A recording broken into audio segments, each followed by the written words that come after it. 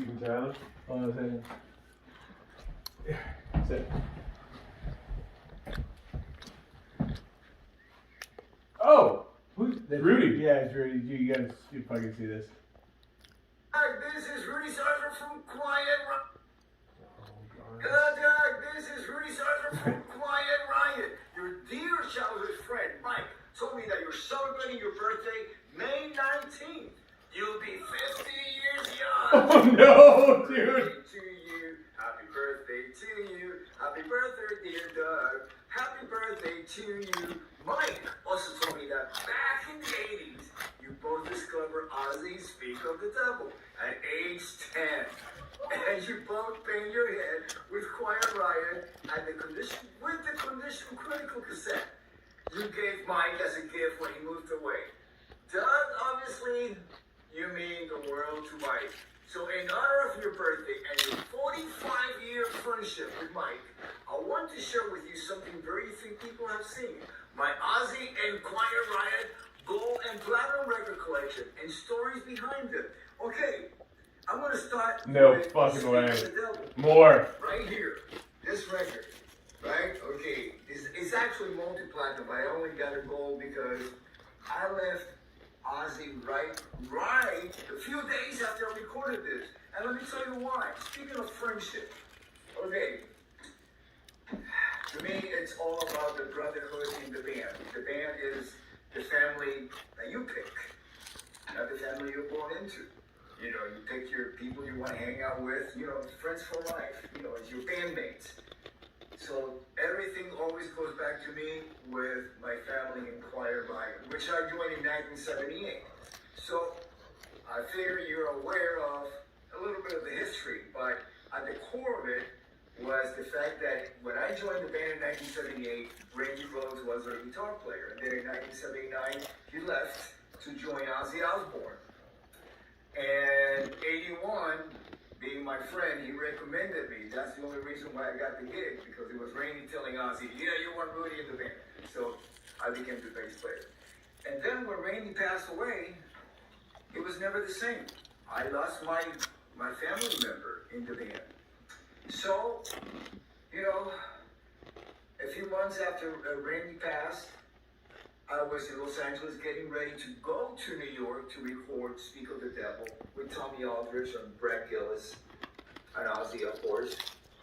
And I got a call from Kevin DuBrow asking me to come down to the studio. They were working on a possible record that turned into Metal Mill. But at the time, the band was still named DuBrow, which is the band that Kevin put together after Randy left Quiet Riot in 1979. It stopped being Quiet Riot. It was named DuBrow. And actually, I got to play with Kevin right up until I joined Ozzy. So I was playing with Kevin for like a year, and I was living with him. And then I joined Ozzy, and I'm going to the road. This is 1981. So in 1982, after Randy passed away, I go in the studio to record one of the songs that we used to play live, Thunderbird. It was only supposed to be one song because I was still a member of Ozzy. So I go in, and again, the drummer, Frankie Benelli. Frankie and I met 10 years prior to that. We met on my birthday, November 18th, 1972. And we started playing pretty much immediately. We left Florida together. We traveled all around the country. Fucking my cameo now. You know, bar bands, top 40. We moved to LA together and tried so hard to make it. You know, he's my rhythm section partner, my mentor. And so finally, 10 years later, 1982, we're finally in the studio recording at least one song, Thunderbird. Okay, and of course you got Kevin, who I play with him in Quiet Riot with Randy, play with him in DuBrow, live with him, and now I'm in the studio to record the song Thunderbird that we used to play in DuBrow. And Carlos, who I just met, I had never really played with him before, but I knew of him because of his band called Snow. Okay, so here, after losing Randy, my brother, my Quiet Riot brother, here I am in the studio. and I get the joy that I lost of making music when Randy died. I get it right back. We're having fun, you know, we're just like having a blast playing with Kevin, with Frankie. And then we did the session really quickly because I knew the song. So they asked me, so do you remember Sleep Like Cadillac? Sure, of course. We tracked it, and I remember, I'm still a member of Ozzy. This was just supposed to be a one-time, one song, and that's it. And then we did a couple more Dubrow songs that wound up on the Mental Health record. So I leave the session feeling like, wow, I really, really love that, being with my family again, my friends, my brothers. And I go back to New York and record Speak of the Devil, right here. Speak of the Devil. But meanwhile, that memory of playing with Frankie and Kevin lingered like, wow, you know, I really, really love that. And so I have to make, you know, we finished the record. We did it in 2 nights, live at the Ritz in New York. And I fly back to Los Angeles, where I live. And I had to make the toughest decision I've ever made in my whole life. You know, leaving Ozzy to rejoin what became known as Quiet Riot once I came back into the band. And, but one thing was for sure, I found the joy of playing music again. I was going to really love playing and find my family, and that's what Quiet Riot means to me. So I really get it about you two being so close and so tight that no matter the decades, you might be living far apart, but you still have that bond. So I salute that, because it's, yeah, you don't get too many people in your life like that. Bang your head, and God bless. Thank you. Yeah, dude. That's fucking awesome, man. Whoa, fuck, dude, you had this fucking in your fucking back pocket the whole time, dude. That's fucking awesome.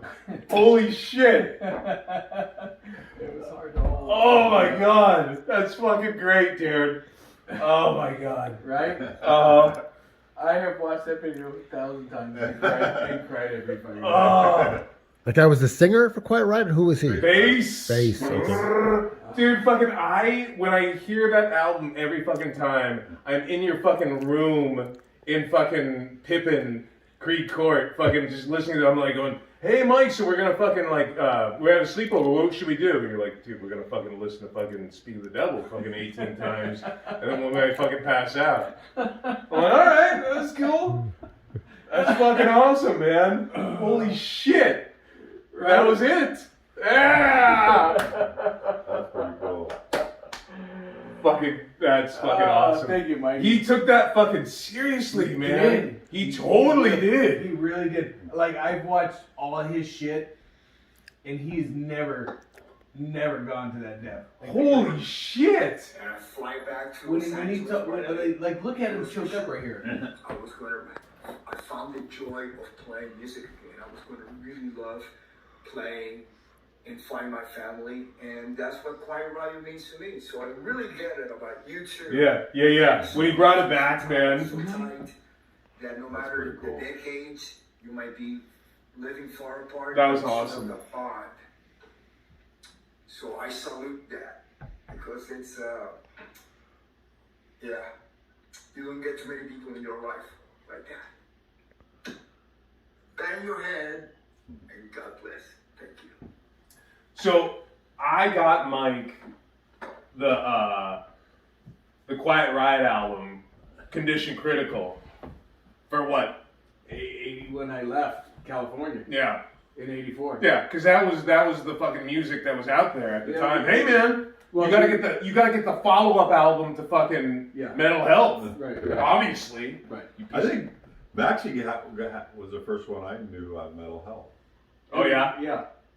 I mean, it was a huge, Yeah. it changed, it literally changed the landscape of rock and roll. Mm-hmm.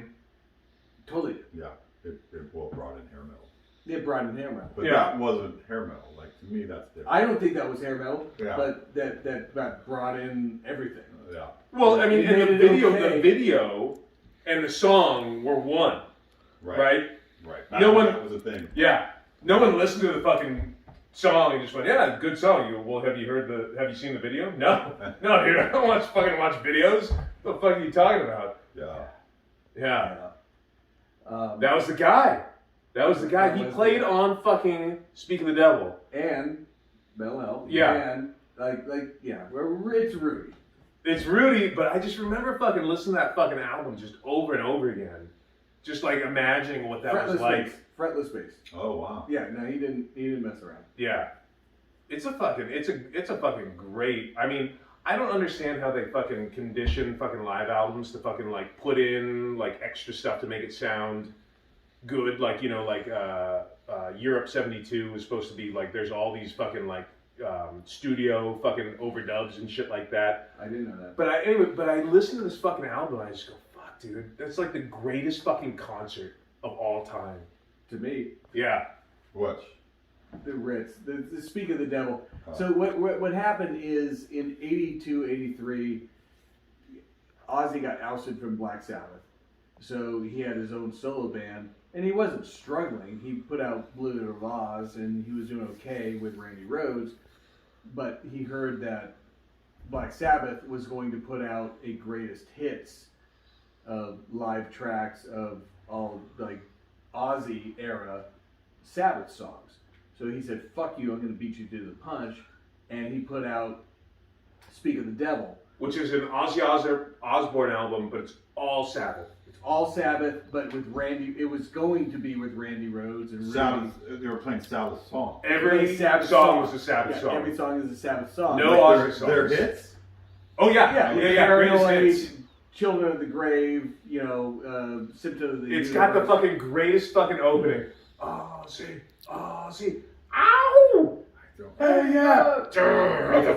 Right after, it's insane. But it was supposed to be with Randy, and Randy died. He got, he passed away. So, what Rudy was talking about there was I was supposed to go down and record this album with my buddy,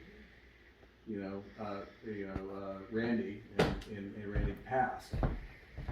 And we still needed to cut the tracks. So what they did was they pulled in Brad Gillis from Night Ranger, a Night Ranger fame, and Brad at the time was just an exceptional guitar I player, remember. but he wasn't with. I mean, Night Ranger at the time wasn't Night Ranger of Sister Christian, but they pulled him It was in, Dawn Patrol era. and all of a sudden, like, holy shit, Everything pedaled.